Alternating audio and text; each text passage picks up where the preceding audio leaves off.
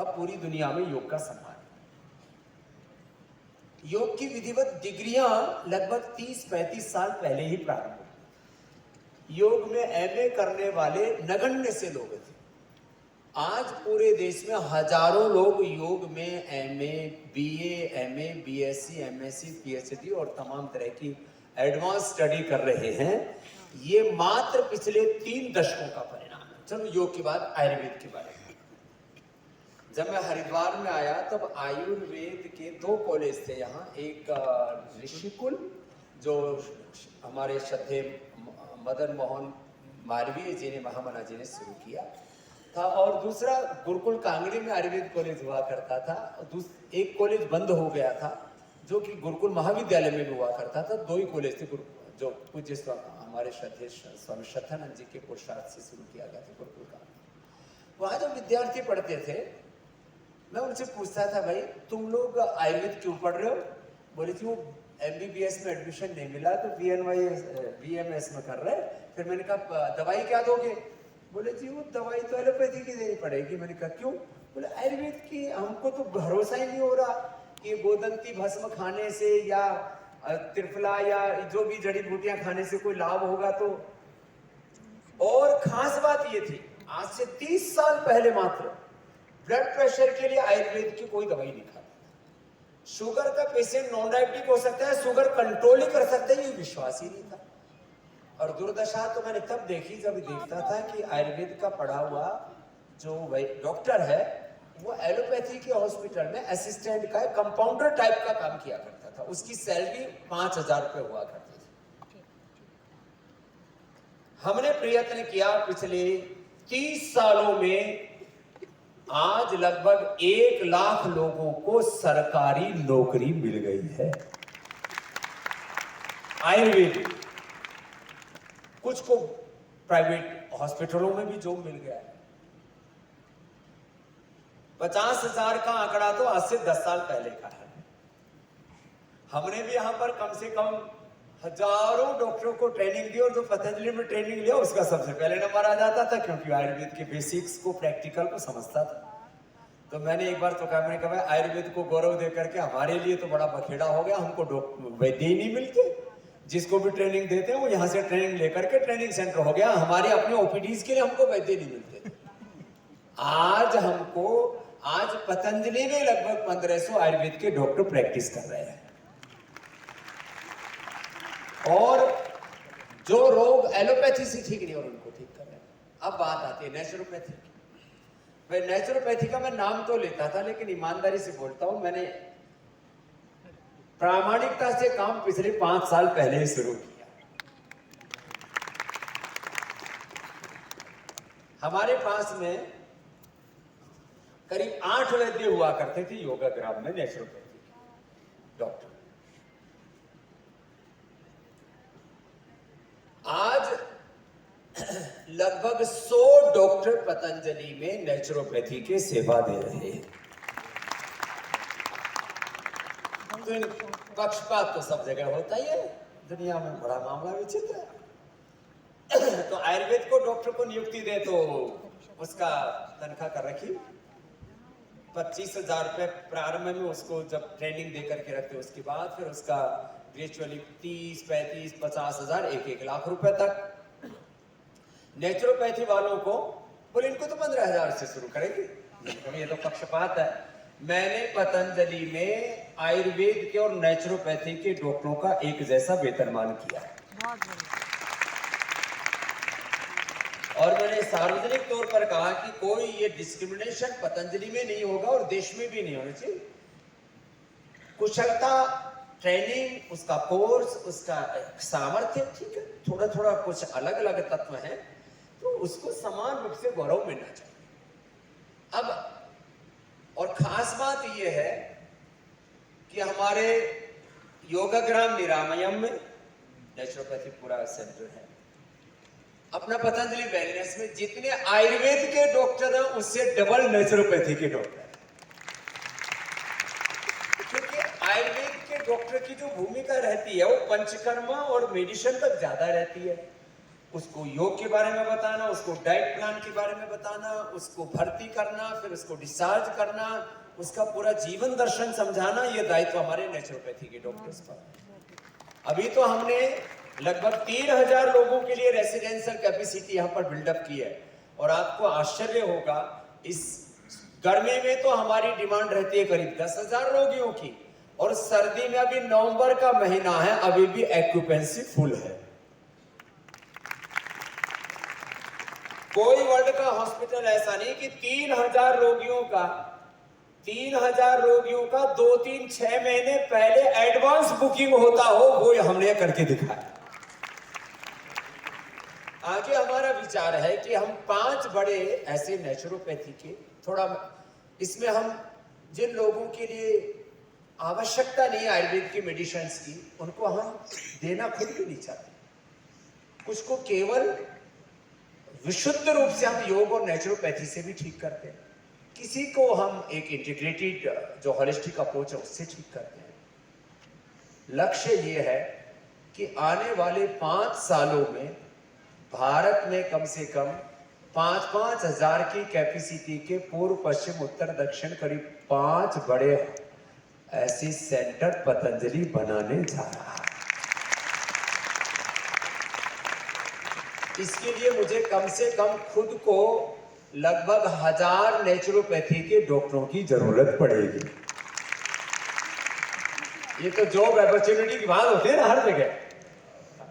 पढ़ाई के बाद क्या, पढ़ाई के बाद कमाई का साधन क्या, उसका वेल्थ क्रिएशन का क्या, उसके जीवन की आजीविका का क्या। नेचुरोपैथी आजीविका से भी बड़ा जीवन देने वाली पद्धति है। आजीविका से बड़ा जीवन है, लेकिन आजीविका के बिना भी तो काम नहीं चलता। और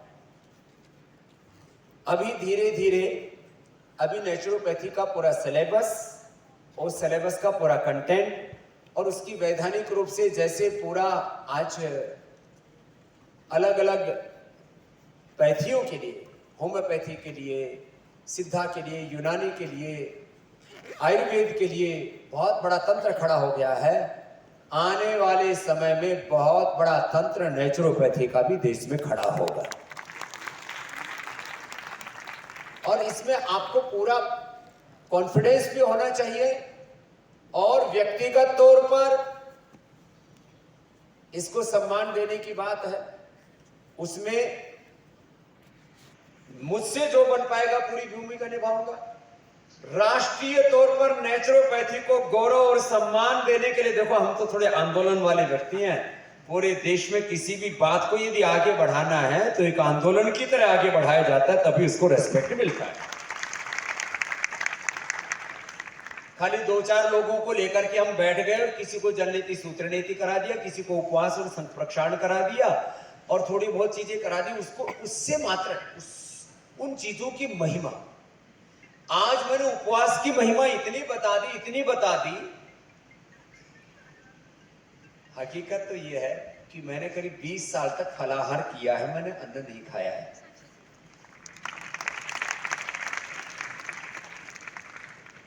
और उसका तो मुझे अनुभव है ही सो है। लेकिन अब तो मैंने ये कर रखा है, मैं मात्र 2 बार भोजन करता हूं। एक बार सुबह लगभग 12 बजे के आसपास, 11 से 12 के बीच में, और एक बार शाम को 6 से 7 के बीच में। 2 बार मात्र मैं खुद आहार लेता हूं, और बीच बीच में पूरा उपवास भी करता हूं। जलोपवास, फलोपवास या रसोपवास भी करता हूं। उपवास की महिमा इतनी ज्यादा है, और उपवास का प्रयोग और उपवास के बारे में कुछ साइंटिफिक डेटा कलेक्शन विदेशों में जरूर कुछ लोगों ने किया होगा, लेकिन उपवास की परंपरा का आधार भारत की जैन परंपरा है, भारत की वैष्णव परंपरा है, सनातन परंपरा। हमारे जैन मुनि 500 दिन का उपवास। प्रसन्न सागर जी पिछले दिनों में गया संवेद शिखर जी में, उन्होंने 550 दिन, 562 या 552 जो भी कुछ था, उपवास किया। उसमें उसकी एक प्रक्रिया थी। उस दरमियान मात्र 15 या 20 बार उन्होंने, लगभग 20 बार भोजन किया होगा, 20 बार पानी पिया होगा, 20 या 25 बार टॉयलेट गए होंगे 500 दिन तक, और शरीर मेरे जैसा। ऐसा कोई गला सड़ा ऐसा अस्थि पंजर नहीं दिख रहे थे। उपवास के तौर तरीके, अनाड़ी बने से उपवास नहीं किया जाता।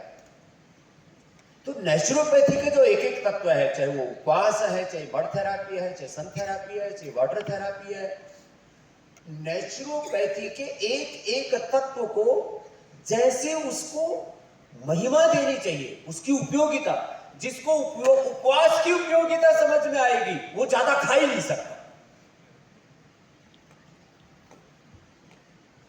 मैं एक ग्रास भी ज्यादा नहीं खा सकता, और अभी भी मेरा पेट इतना पतला सा।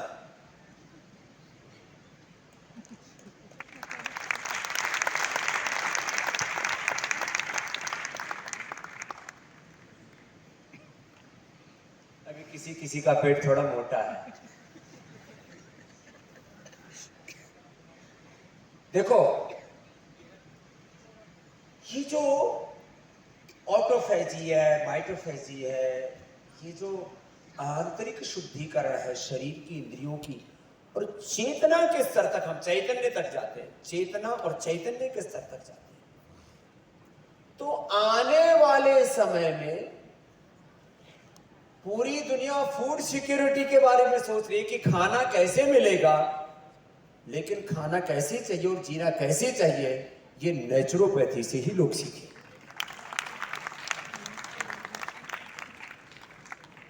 आज एक बात और बताता हूं, चलो पतंजलि क्या करेगा, तो भारत सरकार से करवाएंगे, लाखों लोगों की जॉब भी मिलेगी, लोग आरोग्य भी पाएंगे, इसकी महिमा भी बढ़ेगी, और जितना गौरव एक MBBS डॉक्टर को मिलता है उतना ही गौरव हमने आज जैसे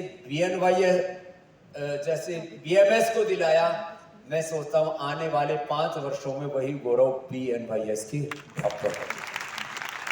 इस बात में कोई एलोपैथी में कुछ केमिकल्स के बारे में, सिंथेटिक ड्रग्स के बारे में कोई जान लिया तो ज्यादा खुदा हो गया हो क्या उसमें ज्यादा?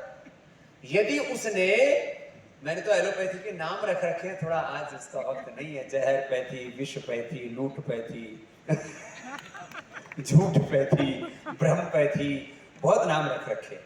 तो एक आदमी ने थोड़ा केमिकल्स के बारे में जान लिया, थोड़ा सिंथेटिक ड्रग्स के बारे में जान लिया, वो महान कैसे हो गया? महान तो वो है जो प्रकृति से जुड़ के, संस्कृति से जुड़ के, जड़ों से जुड़ करके, पेड़ों से जुड़ करके, इस जगत के चैतन्य से जुड़ करके अपनी ऊर्जा को और सबकी ऊर्जा को बढ़ाता है, वो महान। यदि गुरु की दृष्टि से देखें तो भी, और उपयोगिता की दृष्टि से, अब तो जिनको थोड़ा बहुत पता है, देखो, लेकिन अपने को physiology, anatomy, physics, chemistry, biology, उसका तो पूरा नॉलेज होना चाहिए, पूरे अस्तित्व का, जो शरीर का, पिंड का, ब्रह्मांड का जो ताना बाना है, उसका बोध तो होना चाहिए। यदि तत्व विज्ञान की बात की जाए, पदार्थ विज्ञान की बात की जाए, तो एलोपैथी वालों से ज्यादा एडवांस नॉलेज हमारे नेचुरोपैथी वालों को होना चाहिए। देखो, इसमें कोई कसर मसर नहीं रहनी चाहिए। तो जितने भी मिडिल क्लास और अपर मिडिल क्लास है, भारत में अभी करीब 40 करोड़ मिडिल क्लास में है, और 10 करोड़ लोग अब अपर मिडिल क्लास की ओर बढ़ रहे हैं। उनको अच्छा डाइट प्लान चाहिए। अब खाने के बारे में इतने अन्वेषण ही हो रही, आहार विज्ञान, आहार ही उपचार है, विचार ही उपचार है, व्यवहार ही उपचार है। आपका जो पूरा जीवन जीने का जो तरीका है, उसको आप सुधारते हैं। तो अब डाइटिशियन की डिमांड है दुनिया में, और भारत में भी डाइटिशियन 1-1 लाख रुपए से लेकर के 5-5, 10 लाख रुपए, और जो कुछ ज्यादा ही बड़े कॉर्पोरेट्स के जो डाइटिशियन है, और जो एक्टर एक्ट्रेस के जो डाइटिशियन है, वो तो 5-5 लाख रुपए भी कमाते हैं महीने में। तो डाइटिशियन से तो 10 गुना ज्यादा नॉलेज हमारे नेचुरोपैथी के डॉक्टर को होता है। तो आप तो डाइटिशियन भी है, डाइटिशियन ही आप ठीक से बन जाते हैं, तो आप कम से कम महीने में 50,000 रुपए से लेकर के 1 लाख रुपए कमाने में समर्थ हो सकते हैं डाइटिशियन होकर के। लेकिन आपको एक एक आहार के तत्व का बोध होना चाहिए। आप फिजिशियन भी हैं, आप डायबिटिशियन भी हैं। आप लोगों की डायबिटीज आहार विचार ठीक करके ठीक कर सकते हैं। थोड़े खाने में लोग लालची हैं, तो उसके लिए थोड़ा सा आपको खाने पीने के साथ, इसलिए योग और नेचुरोपैथी, योग का तत्व तो आपको जानना पड़ेगा। जब मैंने 30 साल पहले योग करना शुरू किया था, लोग 10 सेकंड आसन किया करते थे। एक आसन किया, दूसरा किया, हमने वैसे सीखा। मैंने एक एक आसन को 10-10 मिनट कराया, 1 घंटे का योग का पैकेज उसमें डाला। एक एक प्राणायाम को मैंने 5-10 मिनट से शुरू करके विशेष रोगों में 1-1 घंटा भी कराया। और ऐसे लिए MS ऑटोमेन डिजीज में ठीक करने की बात करता हूं, 2 महीने में हम कैंसर की ओर करते हैं, तो उसको दिन भर अनुलोम विलोम करवाते। मैं कहता हूं सब काम छोड़ो, अभी बाकी चीजें बाद में निपट लें, पहले बीमारी से निपट लो। और मेरी बात जिन्होंने मानी, 2-2 महीने में, 2 सप्ताह से लेकर के 2 महीने में हमने कैंसर जैसे MS ऑटोमेन डिजीज जैसे रोगों को हराया। तो आप लोग, आपको कॉन्फिडेंस आएगा कहां से? तो देखो, आपको डाइटिशियन अच्छा बनना है, फिजिशियन अच्छा बनना है, डायबिटिशियन अच्छा बनना है, आपको प्रकृति के तत्वों को जानना है पूरा। और आयुर्वेद का जो डॉक्टर है ना, वो तो एक बहुत अच्छा काउंसलर भी होता है। आजकल लोगों को इतनी मेंटल डिजीज हो रही है, और किनके पास जा रहे हैं? सिंथेटिक नशीली चीजें देने वाले, क्या मनोचिकित्सकों को क्या बोलते हैं? साइकेट्रिक डॉक्टर, साइकेट्रिक, वो भी थोड़े खिसके भी होते हैं। जितने भी एलोपैथी वाले, ये जो साइकिक ज्यादा होते हैं, साइकेट्रिस्ट, उनके पास जाते हैं। नेचुरोपैथी वाला, सुनो भाई बच्चों, देखो, नेचुरोपैथी वाले डॉक्टर, वो तो बहुत बड़ा हीलर होता है। आजकल हीलिंग करने वाले और अच्छा बोलने वाले करोड़ों रुपए कमा रहे हैं। अच्छे से जिनको बात करनी आती है, मोटिवेशन देने वाले, जो मोटिवेटर, क्या बोलते हैं, स्पीकर,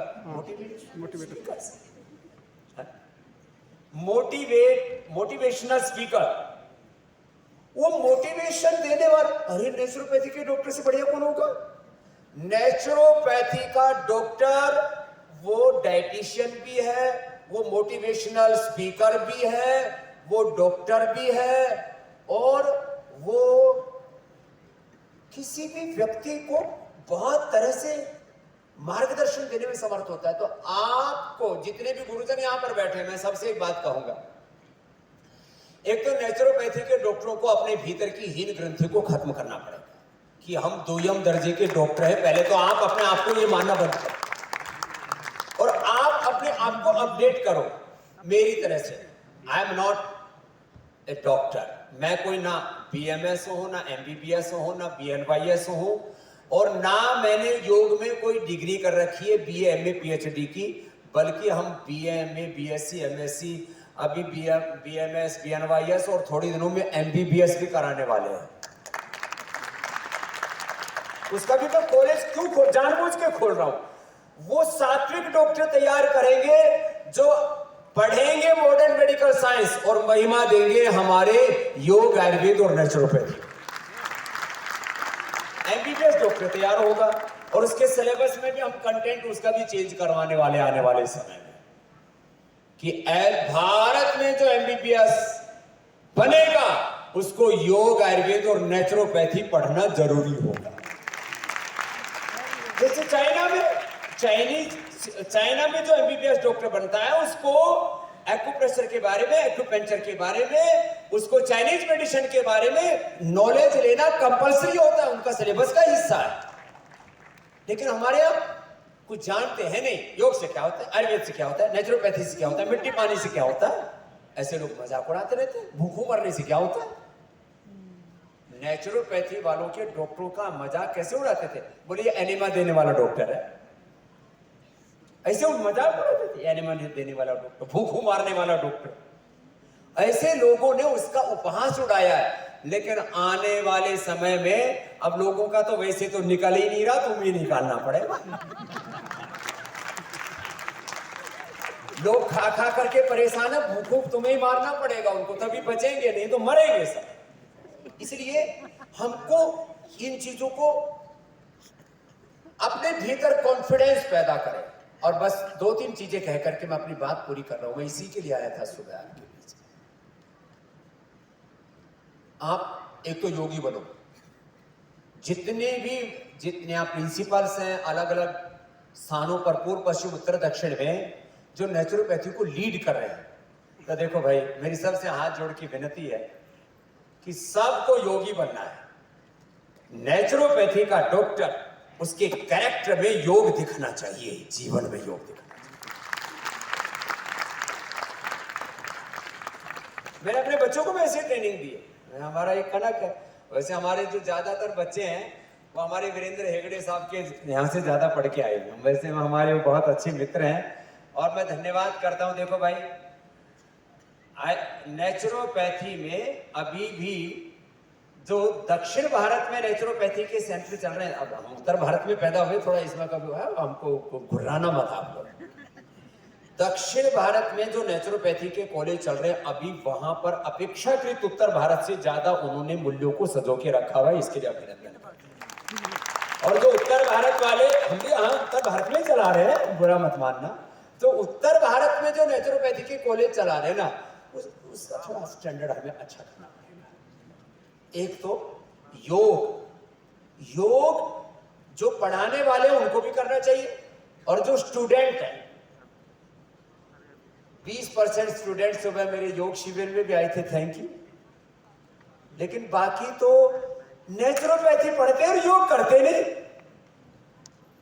तो भाई फिर नेचुरोपैथी का नुकसान, फिर मैं वापस कहूंगा, जैसे आयुर्वेद का नुकसान सरकारों ने नहीं किया, आयुर्वेद का नुकसान डाबर, वैद्यनाथ और झुंडू ने किया। उन्होंने अपना चूर्ण चटनी बनाई और बेच दिया। उनका ध्यान पैसे कमाने में लगा हुआ था। जैसे आयुर्वेद एक ऋषि परंपरा है, तो नेचुरोपैथी वाले डॉक्टर में नेचर, निसर्ग, प्रकृति दिखनी चाहिए। तो एक तो नेचुरोपैथी के जितने भी गुरुजन हैं, सब योगी बनो। आपकी वाणी में, आपके व्यवहार में। हमारे नेचुरोपैथी के बहुत अच्छे डॉक्टर हैं, डॉक्टर नीरज जी, उन्होंने पुराने जमाने का पढ़े हुए हैं, लेकिन बहुत उन्होंने मॉडर्न मेडिकल साइंस को भी पढ़ा, 40 से ज्यादा किताबें लिखी, लेकिन गुस्सा बहुत करते थे। रोगी बेचारा कांपने लग जाए, और कुछ तो रोगी भाग जाते थे ऊपर। अभी तो यहाँ है नहीं, शायद कल आए थे। मैंने कहा डॉक्टर साहब, नेचुरोपैथी के डॉक्टर होकर के इतनी अग्नि चिकित्सा अपने भीतर लिए गए, आग थोड़ी कम कर दो।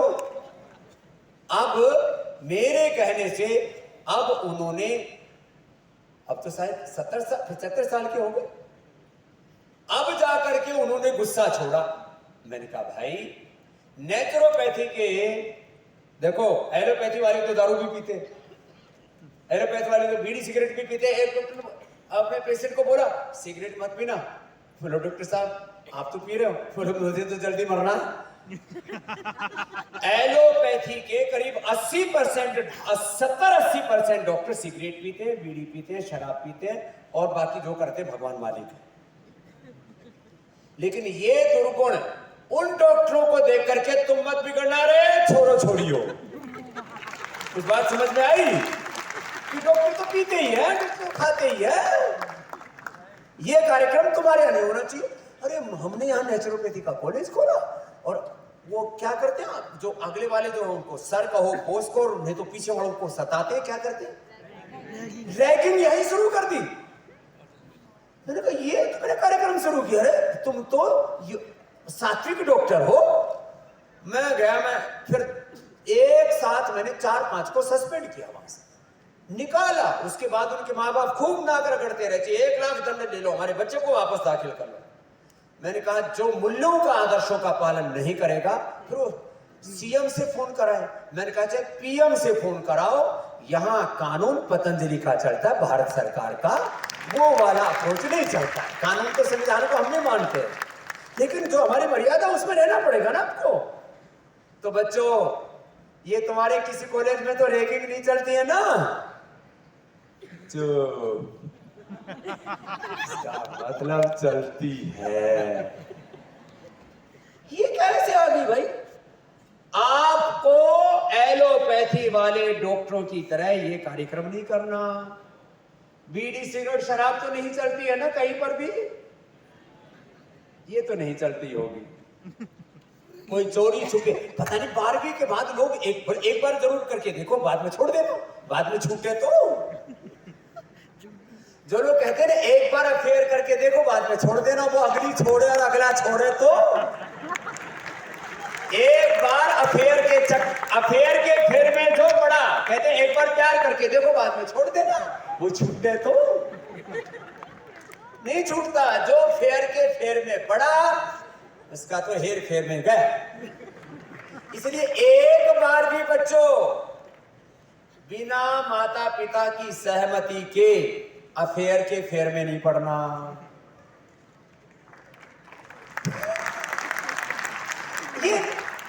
ये हम तो डॉक्टर हैं, साथ साथ ही चलता है।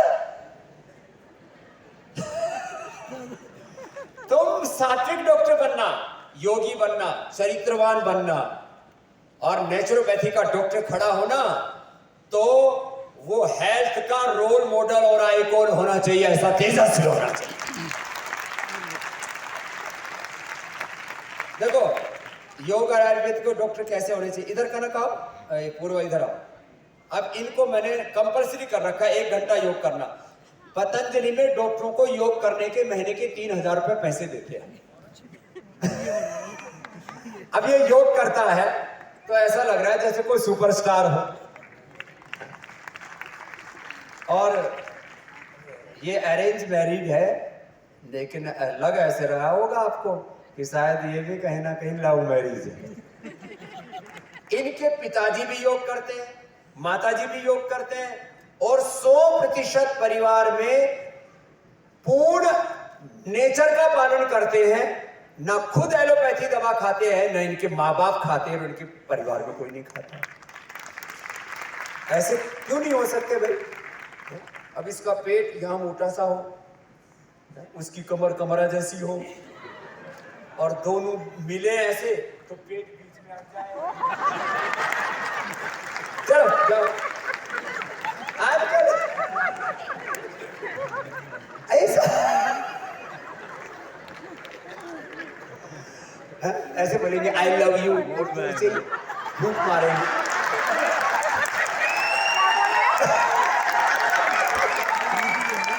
थोड़ा इंटरटेन भी हो गया।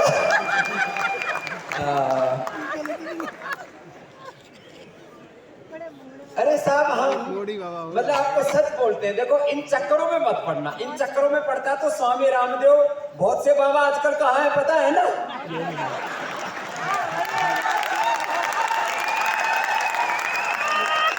बहुत से बाबा जेलों में है, सबको पता है, और 5-5, 6-6, 10-10 सालों से है। एक दिन तो एक बाबा ने मुझसे जेल से फोन कर दिया। मैंने कहा आप कौन? बोले मैं वो। मैंने तो तुरंत काटा। मैंने कहा वे मामला लपेटेगा अपने को भी। चोरी से फोन कर रहा, बाबा जी आप मुझे बचाओ। मैंने कहा भाई मामला गड़बड़। मैं यूके गया तो मैंने, बाबा जी आप बहुत अच्छे हो, और अच्छा वो मुंबई में पहली बार गया तो फूंक मारे। मैंने सोचा कुछ जैसे वो उड़ीसा में उधर करते हैं ना, हुलहुली। जीता हूं मैं, नेचुरोपैथी को जीता हूं मैं, सनातन धर्म को जीता हूं मैं, भारत को जीता हूं मैं। एक व्यक्ति नहीं है, मैं भारत। ये बहुत आपके भीतर रहना चाहिए। ऐसे बच्चे बनो। तो फिर एक बात और सुन लो, मैं जो मुझसे बन पाएगा आपके लिए, नेचुरोपैथी के लिए, व्यक्तिगत तौर पर, सामाजिक तौर पर, राष्ट्रीय और वैश्विक तौर पर नेचुरोपैथी के झंडे गाड़ देंगे, और देश के पीएम साहब से भी जो कराना है हम उनसे करवाएंगे। याद रखना, जो कमजोर होते हैं, जो दया के पात्र होते हैं, उनकी कोई नहीं सुनता। इसलिए बलवान बनो और अपना व्यक्तित्व इतना घड़ो कि सारी दुनिया तुम्हारी बात सुने। अपने आप को समर्थ बनाओ। मैं कहना क्या चाहता हूं, अपना व्यक्तित्व जब तुम्हारा विराट होगा ना, तो लोग, मैं आज आपसे कह रहा हूं, ये प्रॉमिस करता हूं, लास्ट बात, फिर आगे लेक्चर सुनना है ना, बहुत से स्पीकर, मैं तो उही फालतू में बीच में बोल रहा हूं। घर घर से, जैसे घर घर से आज योग करने की आवाज आ रही है ना, घर घर से ये डिमांड पैदा करना। देखो पूरी दुनिया तो डिमांड एंड सप्लाई पर चलती है। घर घर से नेचुरोपैथी के इलाज के लिए डिमांड करने की जिम्मेदारी मैं अपने सिर पर लेता हूं। घर घर से लोग कहेंगे मुझे नेचुरोपैथी कराना, मुझे नेचुरोपैथी कराना, मुझे वाटर थेरेपी, मड थेरेपी, सन थेरेपी कराना, मुझे प्राकृतिक चिकित्सा, मुझे पंचमहाभूत, अभी पंचमहाभूत, पंचकोश, पंचमहाकोश, पंच प्राण, ये सब चीज के बारे में लोग जानने लग गए। तो नेचुरोपैथी को अभी हमने थोड़ा थोड़ा तो बोलना शुरू कर दिया, योग, आयुर्वेद, नेचुरोपैथी, मैं तीनों को साथ साथ, मैं कोई पक्षपात नहीं करता। अब थोड़ा आप लोगों को, अब क्योंकि नेचुरोपैथी वालों, इसलिए आपके लिए सब सर्वोपरि नेचुरोपैथी आपको रखना है। लेकिन मैं जितना गौरव मैंने योग को दिया, जितना गौरव मैंने आयुर्वेद को दिया, आज उतना ही समान गौरव मैं नेचुरोपैथी को देता हूं। और ये नेचुरोपैथी का कोई यहाँ छठा सम्मेलन हो रहा है, उसका राष्ट्रीय महोत्सव हो रहा है, इसलिए नहीं बोल रहा हूं। ये शाश्वत सत्य है। नेचुरोपैथी ये काल से बाधित होने वाला सत्य नहीं है। ये भूतकाल में भी सत्य था, ये वर्तमान काल का भी सत्य है, ये भविष्य का भी सत्य है, ये सनातन सत्य है, ये सनातन धर्म है, ऐसा धर्म सनातन, ऐसा तत्व है ये। इसलिए आप अपने आप को समर्थ बनाइए ज्ञान से, विज्ञान से। जब मैं शरीर विज्ञान के बारे में बोलता हूं तो एलोपैथी के डॉक्टर बोलते हैं, बाबा जी आपकी पढ़ाई कहां गई है? मैंने कहा पीपल के पेड़ के नीचे बैठ गए। Physiology, anatomy, physics, chemistry, biology, और ये जो हमारा डॉक्टर अनुराग है ना, ये आधी साइंस मुझको पढ़ाता है और मैं इसको साइंस पढ़ाता हूं। ये मेरा चेला है और ये मेरा गुरु भी है। जोरदार ताली मेरा। आपका नॉलेज ऐसा होना चाहिए, कोई साइंटिस्ट भी आपसे सीखे, डॉक्टर आपसे सीखे। मैंने पूरे देश में इंडियन मेडिकल एसोसिएशन वाले, आजकल तो हमारा तलाक हो रखा उनसे, क्योंकि कोरोना में मैंने ज्यादा ही पील दिए थे। 1000 जगह पर मैंने एलोपैथी के डॉक्टरों के साथ संवाद किया और वहां पर मैंने एलोपैथी के ऊपर आयुर्वेद और योग उससे कैसे महान है ये झंडा गाड़ा।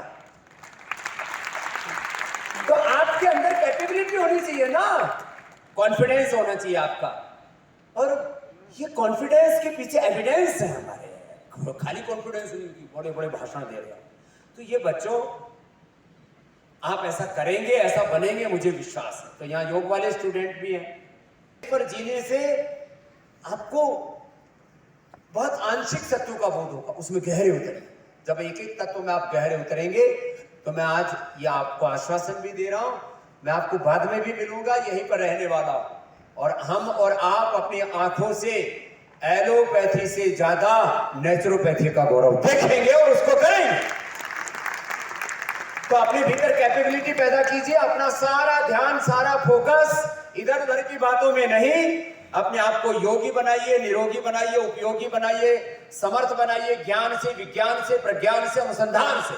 नेचुरोपैथी पढ़ते पढ़ते आपके कम से कम 2, 3, 5 रिसर्च पेपर इंटरनेशनल जर्नल्स में पब्लिश हो जाएं, ऐसे अपने आप को समर्थ बनाइए। और उसके लिए जो भी किसी को सहायता चाहिए कि, ट्रेनिंग चाहिए कि, पतंजलि रिसर्च फाउंडेशन में और पतंजलि योगपीठ में आप लोगों को ट्रेनिंग देने के लिए, और वो भी नाम मात्र का, कुछ थोड़ा बहुत हम लोग ऐसे ही, हम तो पहले तो थोड़ा सा उससे कुछ लेते हैं कि जिससे कोई गंभीरता रहे, और बाद में ऊपर से उसको देते हैं। हमारा उद्देश्य पैसा कमाना नहीं है। भगवान का दिया हुआ, हमने जब शुरू किया था हमारे पास, मैंने कहा चवन्नी भी नहीं थी, आज हजारों करोड़ का पतंजलि का साम्राज्य और हो जाएगा। आप लोग अपने आप को समर्थ बनाइए, और आपके समर्थ बनने से भारत माता समर्थ बने, परम वैभवशाली बने, ऐसा आप प्रयत्न कीजिए। तो स्वस्थ बनिए, समर्थ बनिए, गुणवान बनिए, ऐश्वर्यवान बनिए, बाकी तो सारी दुनिया आपके पीछे चलेगी। तो और आज जो अभी लेक्चर, तो मैं बस इतना ही कह के कि देखो भाई, हमारा नेचुरोपैथी के साथ में नया नया ब्याह हुआ है, नया नया हमारा संपर्क हुआ है। तो इतना मैं आश्वासन देता हूं, एक बार जिससे हमारा संबंध बना है, हमने उसको जीवन भर निभाया है। ये हमारे जीवन का तो भाई, ये आयुर्वेद वाले थे, ये बात पक्की है, सारी दुनिया जानती है। अब योग आयुर्वेद के साथ साथ हम समान रूप से नेचुरोपैथी को राष्ट्रीय और वैश्विक स्तर पर गौरव दिलाएंगे। आप लोग लगे रहिए। बहुत बहुत धन्यवाद। आप सब लोग इतने समर्थ हैं और आपसे हम मिलते रहेंगे। अभी तो ये शुरुआत, मंजिलें बहुत आगे की है। बहुत बहुत प्रणाम, धन्यवाद। भारत माता की वंदे, करो योग, रहो निरोग। परम पूज्य स्वामी जी महाराज जी के चरणों में कोटिशा नमन। महाराज श्री के दिव्य ऊर्जा से, सकारात्मक ऊर्जा से ये पूरा हॉल खचाखच भर गया है, जिसकी ऊर्जा हम अनुभव कर पा रहे हैं। आगे के क्रम में हम आमंत्रित करते हैं अपने नेक्स्ट स्टेन्ड स्पीकर्स को, doctor Pradeep MK, chief medical officer and head research and development miracle integrated health centre, Coimbatore.